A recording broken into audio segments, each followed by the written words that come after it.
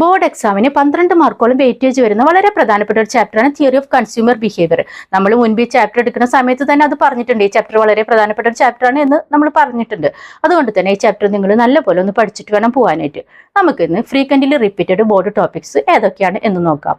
അതായത് consumer choices and preferences, budget line and constraints, law of demand plus exceptions, elasticity of demand, normal goods versus inferior goods, അതേപോലെ തന്നെ expansion and contraction of demand, complementary goods with example. ഇത് കൂടാതെ ഇതിൽ നിന്ന് diagram ചോദിക്കും.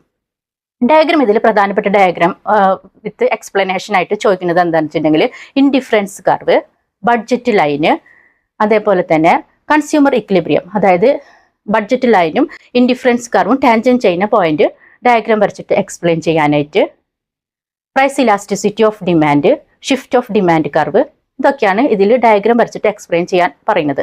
അതുപോലെ തന്നെ minor numericals വരും. അതേപോലെ തന്നെ ഫോർമുല ആപ്ലിക്കേഷൻ ക്വസ്റ്റ്യൻസ് വരും. നിങ്ങൾ പ്രീവിയസ് ഇയറിലെ ക്വസ്റ്റ്യൻ പേപ്പർ എടുത്തിട്ട് ഈ ചാപ്റ്ററിൽ നിന്ന് വരുന്ന പ്രധാനപ്പെട്ട ക്വസ്റ്റ്യൻസ് ഏതൊക്കെയാണ് എന്ന് നിങ്ങൾ നന്നായിട്ട് ഒന്ന് പഠിച്ചിട്ട് പോവാം.